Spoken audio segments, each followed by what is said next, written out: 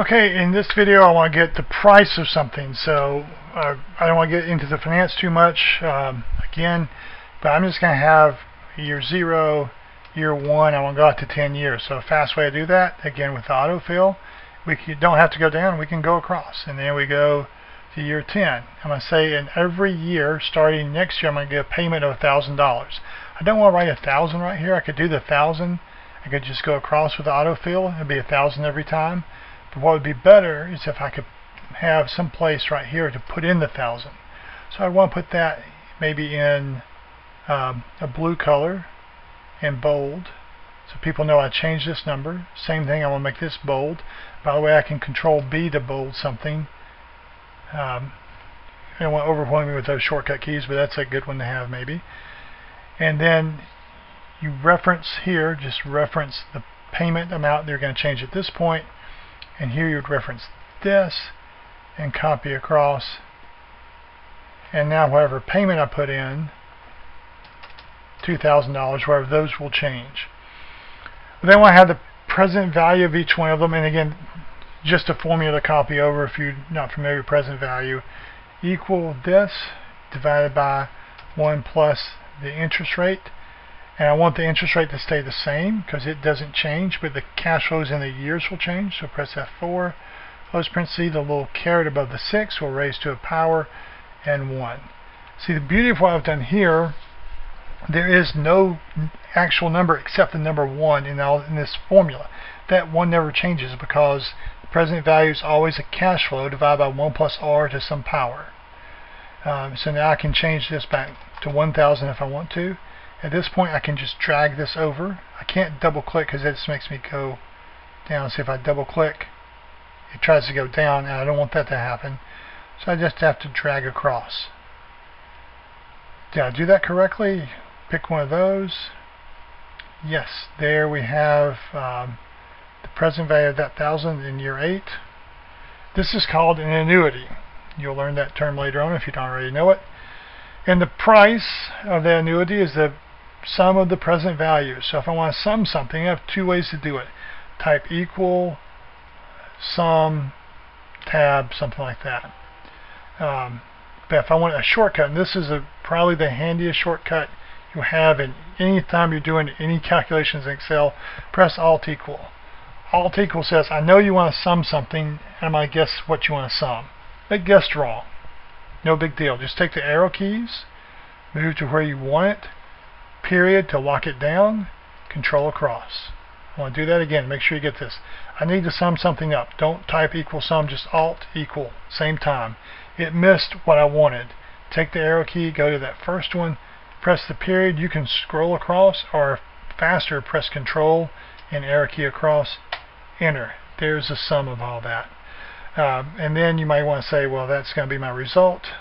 You never ever want to touch that, so maybe I'll put that in a red color or something along those lines.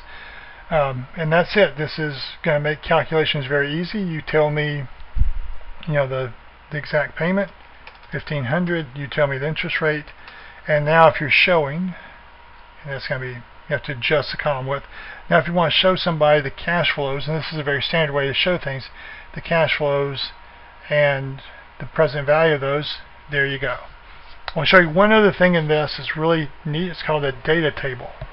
And I'm going to unmerge something that I've already merged together from previous. So I'm not sure if the payment and the discount rate, I don't know if they're going to stay the way they're going to stay or not. So I can do something called a data table. And the way that data table is going to work is I have different possible values for this discount rate. And I want to, since I'm going to put in percentages, before I put numbers in as percent, highlight, press the percent key.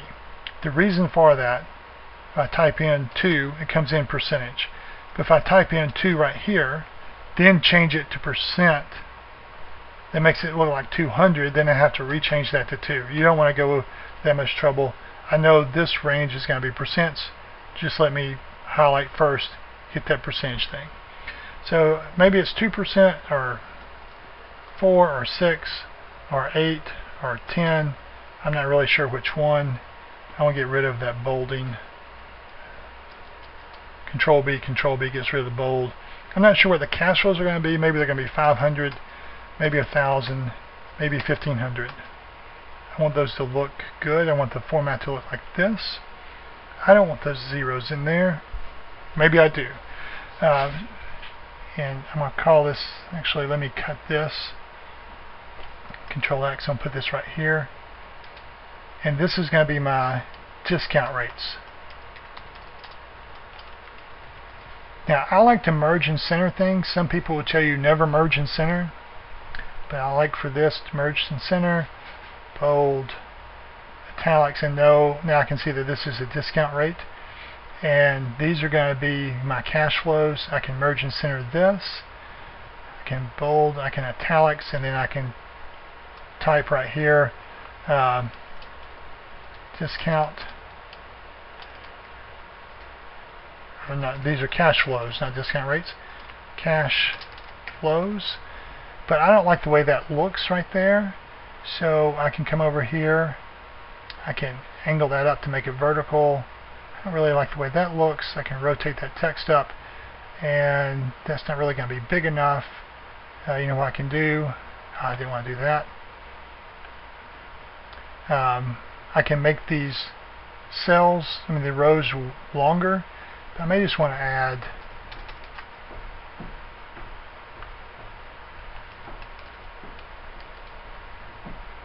I didn't want to do that. Let me unmerge this just to make the thing look the way I want to look. And now that looks a little bit better. Maybe you want to make that a little thinner, but obviously it's going to mess with the row above it. So that's where it gets a little artistic, right? But we want to deal with that's kind of a distraction. So for the data table, didn't mean to get so distracted. I have a formula, and the formula comes from right here. So see, if I change that 6% to 8%, that number changes. So I change the 1,500 to 2,000, the red changes, right? So I want to do those a bunch of times. I just want to do it once. So I reference where that is, I highlight all of this, and I go to Data, What If Analysis, Data Table. And to me this is really cool. Well, what's in this row? The row, those are discount rates. Well, this result, this is a formula, and one of the inputs of that formula is this discount rate, and that's in these rows. The other input to this formula is the payment, and the payment comes from here, and that's in the column. Click OK. And it fills all this up. It's not formatted nice. That doesn't look good. I can't read any of those numbers, so I'll come back over here and do this. And now, if I were to have, look, 8% in 2000, 8% in 2000, 1326, right? Change this to 6%. It changes to 14. See, it's that number. So this gives me a view of all the different present values of formula results given the different possible inputs. But it's still kind of hard to read. I'll make this look nice. So maybe I'll do this. I don't even like having it there. Maybe I'll move it over to here. Okay, that looks a little better. It stands off, but these numbers are still hard to read. So I can do something else that's really cool. I can go to Data. I can go, I'm sorry, not Data. Go to Home, Conditional Formatting. I can say anything that is greater than, let's pick a number, anything that's greater than $10,000. I can do the 10,000, or if I want to, I can do a cell reference. I can do that for the cell reference. Anything that's greater than that is good, so I'm going to put it as green. And let me change this to 6% and 1,500 to have something more in the middle. And then I can go back to the conditional formatting. There are a whole bunch of rules here. I'm just showing you a couple of them. Anything that's less than this number, that's bad. I'm going to put that as red. And then one more, anything that is equal to that number. This number right here. I'm going to call that yellow. And so now, if I'm showing this as a presentation, I can say green is where we have big cash flows, red or bad cash flows, yellow is our base case, and it's easy to see. One last thing with that conditional formatting, if you don't like these colors, you can go down here, and you can choose custom format. Click OK, and you can get whatever color that you want to have. Alright, so that's it for this video.